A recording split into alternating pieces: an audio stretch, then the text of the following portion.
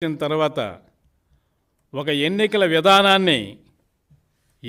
విధానం కాకుండా వ్యక్తిగత విధానంగా మార్చిన ఘనత ఈ రాష్ట్ర ముఖ్యమంత్రి జగన్మోహన్ రెడ్డిగా చెందింది. ప్రజాస్వామ్యంలో గతంలో భారతదేశం రాజ్యాంగాన్ని తీసుకురావడానికి పెద్దలు గాంధీ లాంటి మహాత్మావాదులందరూ కూడా స్వతంత్రం కోసం పోరాటం చేసి అంబేద్కర్ లాంటి వ్యక్తులు రాజ్యాంగం రచించి రాజ్యాంగంలో ఒక ప్రజాస్వామ్య విలువలంటే ఏమి, ప్రజలు ఓటేసే విధానం ఏంటి, ప్రజల అభిప్రాయాన్ని వ్యక్తీకరించడానికే ప్రతి 5 సంవత్సరాలకు ఎన్నికలు జరిపి ప్రజల అభిప్రాయాల మేరకు ప్రభుత్వం నడపాలని ఆలోచన చేసుకొచ్చిన విధానానికి జగన్మోహన్ రెడ్డి పూర్తిగా వ్యతిరేకంగా రాజ్యాంగం లేదు, ప్రజలు లేరు, ప్రభుత్వాలు లేవు, నేనే ప్రభుత్వము, నేనే రాజ్యాంగము, నేనే రాజును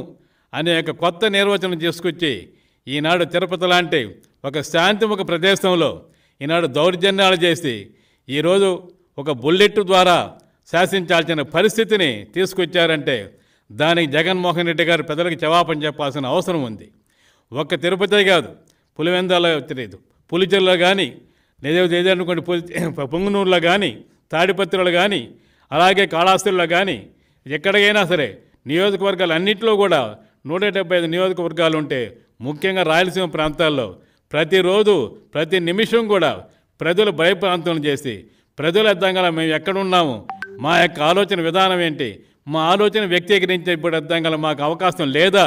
ప్రజలు ఇప్పుడు భయప్రాంతం చేసి నిరంతరము ప్రభుత్వ గుట్లు ప్రజలను పెట్టుకొని ప్రజల యొక్క ఆలోచన విధానానికి వ్యతిరేకంగా పరిపాలించిన మహానుభావుడు ఈ యొక్క చెప్పిన జగన్మోహన్ రెడ్డి గారు. అతని విధానానికే వ్యతిరేకంగా ఈరోజు మే 13వ తేదీన ప్రజలందరూ కూడా నిశ్శబ్ద విప్లవం ద్వారా ప్రజల యొక్క ఓటును ఉపయోగించి జగన్మోహన్ రెడ్డి గారిని భారతదేశ చరిత్రలోనే ఆంధ్ర రాష్ట్ర యొక్క చరిత్రలోనే ఎన్నడూ లేని విధంగా పదవీచ్యుతం చేసి ప్రజలంటే ఏమిటి, ప్రజలు ఏ విధంగా ప్రభుత్వాన్ని ఎన్నుకుంటారనే ఒక గొప్ప నిర్వచనాన్ని తొలి ఆలోచనలను తీసుకురాబోతున్నారు. ఇప్పటికైనా జగన్మోహన్ రెడ్డి గారు కానీ వాళ్ళ మంత్రులు కానీ ఆనాడు ప్రమాణ స్వీకారం చేసి ఏ విధంగా మంత్రులు ముఖ్యమంత్రులు అయ్యారో వాళ్ళు ఆ రోజు రాజ్యాంగాన్ని పరిరక్షిస్తామని చెప్పిన విధానానికి ఈరోజు పూర్తిగా వ్యతిరేకంగా పనిచేసిన విధానానికి ప్రజలు గుర్తించి ప్రజలు పూర్తిగా వీళ్ళని రాజకీయ సన్యాసం చూపించి పూర్తిగా ప్రజలు రాజకీయానికి రాష్ట్రానికి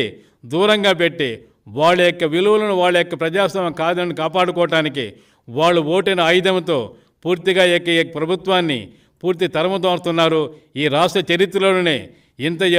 నీచమైన ప్రజలు ఇచ్చిన ఈ యొక్క ఆలోచన విధానానికి బస్సుపోతున్న యొక్క ప్రభుత్వం ఏదైనా ఉందంటే అది జగన్మోహన్ రెడ్డి గారి ప్రభుత్వం, వైఎస్ఆర్ ప్రభుత్వాన్ని కూడా ఈ యొక్క ఆలోచనతో ప్రజల యొక్క ఆలోచన విధానాన్ని తెలియజేస్తున్నారండి.